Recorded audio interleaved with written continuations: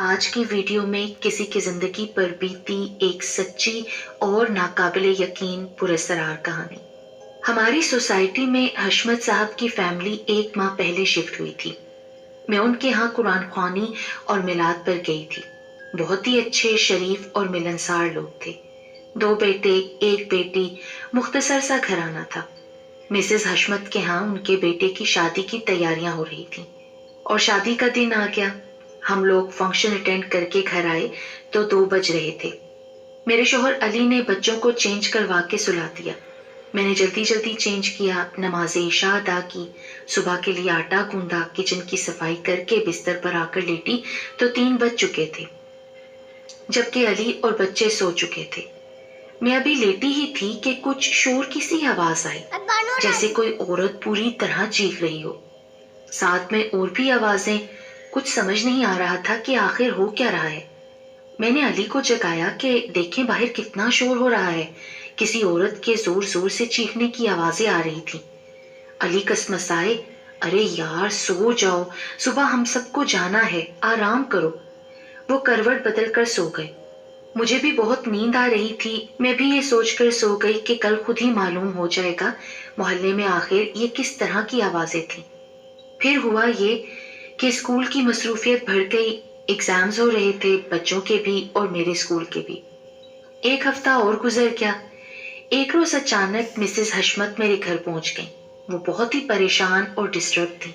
میں نے وجہ پوچھی اور ساتھ یہ بھی پوچھا کہ اس روز رات کیسا شور تھا، آپ کو کچھ پتا ہے کیا؟ گھر کا ہی شور تھا۔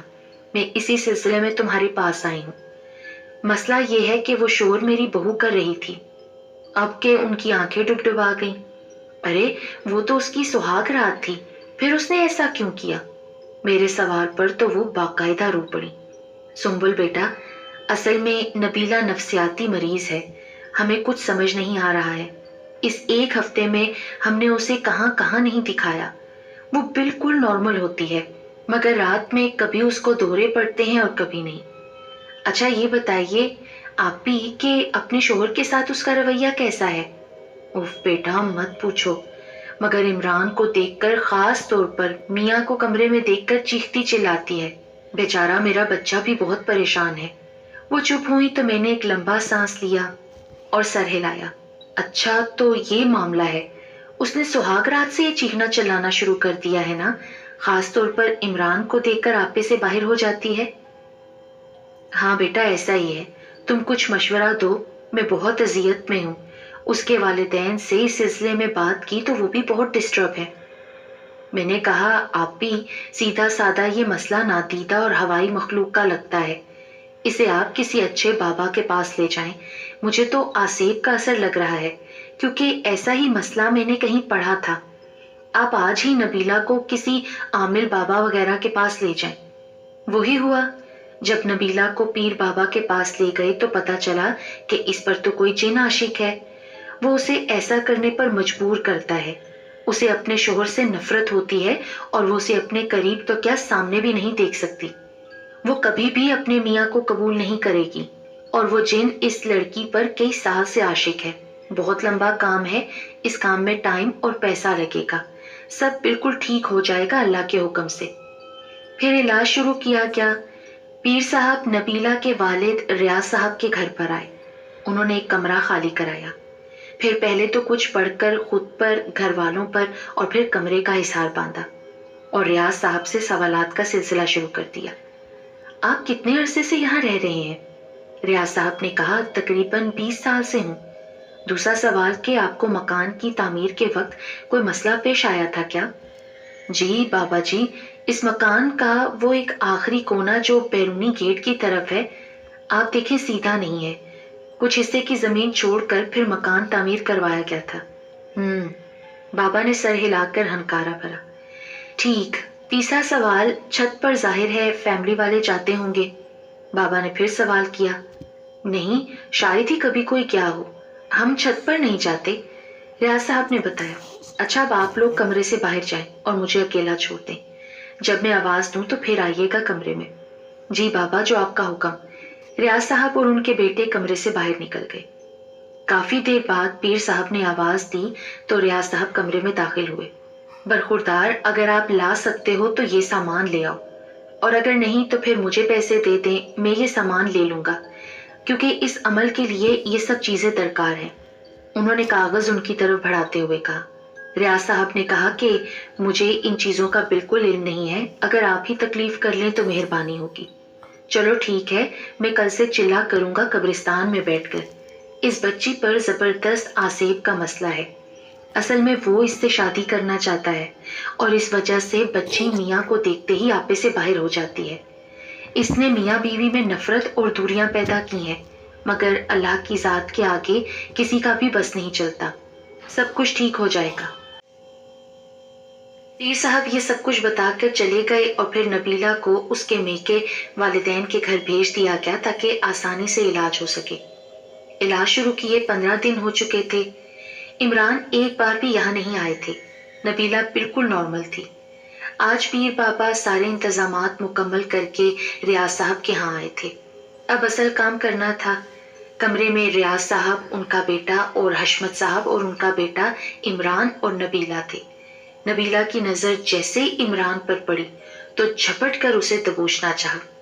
पीर साहब ने उसके बालों की एक लट अपनी उंगली पर मजबूती से लपेट ली और उसे काबू में करके कुछ पढ़ने लगे।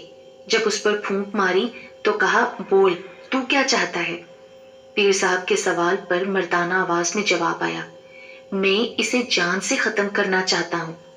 क्यों? इस लड़के ने तेरा क्या बिगाड़ा है? इसने मुझसे मेरी पसंद, मेरी मोहब्बत छीन ली है। मैं नबीला से शादी करना चाहता हूँ।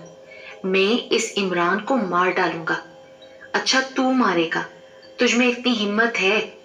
पीर बाबा जोर से बोले। हाँ, मुझे छोड़ दो। मुझे क्यों पकड़ा हुआ है? मुझे कैद मत कर। मेरी कुव्वत को जाया ना कर। मैं इसे कभी नहीं छोड़ूंगा। नबीला अब की बात पूरी ताकत से इमरान पर लपकी कि कमरे में मौजूद सारे लोगों ने नबीला को दबोच लिया। बड़ी मुश्किल से उसे अपनी जगह पर आकर बिठाया। वो कुछ बेदम और थकी हुई लग रही थी। दफा हो जा यहाँ से, मैं आखिरी बार कह रहा हूँ। लड़की का पीछा छोड़ दे, वरना क्या? भारी आवाज आई। वरना फिर मुझे दूसरा पैंतरा आजमाना होगा। मुझे मजबूर ना कर, चुपचाप यहाँ से चला जा और आइंदा कभी इधर ना आना। पीर साहब ने फिर कुछ पढ़कर नबीला पर फूंक मारी। पीर साहब की आवाज में गुस्सा और जलाल था। काफी देर की जद्दोजहद के बाद नबीला ने पीर साहब को घूर के देखा और फिर दोनों हाथों से उनका गला दबाने लगी। पीर साहब की आंखें तो जैसे लग रहा था बाहर को निकल आएंगी। अब की बार फिर सबने नबीला को पूरी तरह से अपने शिकंजों में जकड़ा कि वो निढाल होकर गिर गई। और फिर नींद बेहोशी में वही मर्दानी आवाज आई, जा रहा हूं, अब नहीं आऊंगा, जा रहा हूं मैं। 2-3 बार दोहराया गया और नबीला फिर मुकम्मल तौर पर बेहोश हो गई। पीर साहब ने अल्लाह का शुक्र अदा किया और सबको मुबारकबाद दी। अल्हम्दुलिल्लाह, मेरे 15 दिन के चिल्ले से आपकी बच्ची इस खबीज जिन की कैद से आजाद हो चुकी है और मैंने मुकम्मल इंतजाम भी कर डाला है। वो कोना अब इन खबीसों से पाक हो गया है। आपके मकान के उस कोने में जहां पर मसला था, वहीं इन जिन्नात का बसेरा भी था, और यहीं से ये जिन आपकी बेटी पर आशिक हो गया था। कुछ देर बाद नबीला ने कराह कर आंखें खोली। वो सबको हैरत से बार बार देख रही थी। घबराओ नहीं बेटी, तुम अपनों के हिसार में हो। उठो इमरान बेटा, अब अपनी दुल्हन को कमरे में ले जाओ। पीर साहब ने मुस्कुराकर सबकी तरफ देखा और सबकी नजरें ऊपर उठ गईं। करम है रब, तेरा लाख लाख शुक्र। फिर मिसेस हशमत ने अपने घर में इमरान का बेडरूम दोबारा से सजाया। नबीला को फिर से दुल्हन बनाया गया और फिर नबीला मेके से ससुराल ऐसे गई जैसे आज ही उसकी रुखसती हुई हो। अल्लाह रब्बुल इज्जत सबको ऐसी नागहानी और आसेबी मुसीबतों से महफूज रखे। आमीन।